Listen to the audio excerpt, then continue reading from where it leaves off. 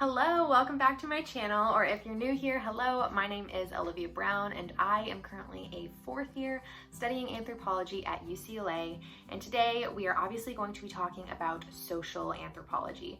Now really quick, there is a ton of overlap between social anthropology and cultural anthropology, and if you want to know exactly what cultural anthropology is, I made a video on it kind of a while ago that I will have linked above, but if you don't want to go check that out, that's all good, and let's just dive right into social anthropology and what exactly that is.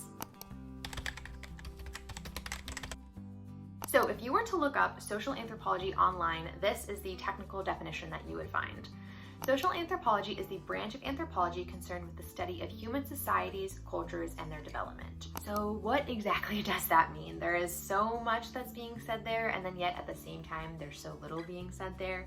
And the thing that I really want you to focus on within that definition is the study of societies and cultures. Okay, that is exactly what social anthropologists are looking at, what they're trying to understand on a deeper level. Now, something that is really incredible about social anthropology that I think makes it really different from a lot of other fields within academia is the fact that social anthropologists are looking to understand societies all around the world. There is this very international lens when it comes to social anthropology. Now, in order to understand how societies are organized and human behavior, those are just two things that social anthropologists will be looking at. One of the best ways that I think I can communicate that is through the methods that social anthropologists are using. And one of the most popular research methods is something called participant observation. And if you were to be, again, a social anthropologist using the participant observation method, basically what you would be doing is immersing yourself in a particular culture or particular society around the world, and that could be for 6 months, it could be for 6 years.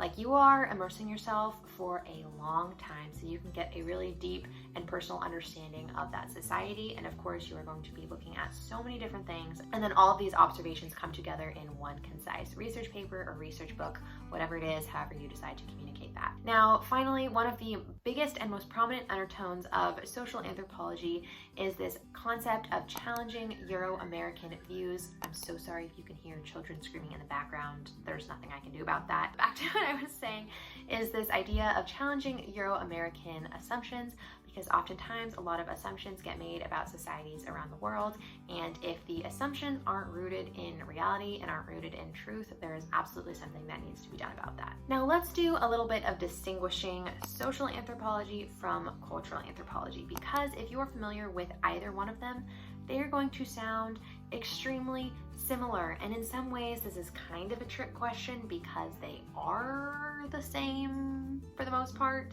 But if you, I'm going to do a really brief definition, but if you're looking for a detailed explanation of the differences between social anthropology and cultural anthropology, there's a YouTube channel called Armchair Academics, and they did a really great video on that I will have linked down below, so go check that out. But I really just want to start with the fact that these two fields are really difficult to distinguish because they actually were developing in two different places around the same time.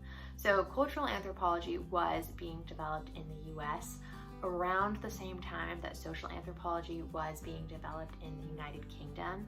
And so you can imagine here that if you have two very similar fields developing in different places with little contact between them, there's going to be a ton of similarity between, again, in this case, cultural anthropology and social anthropology.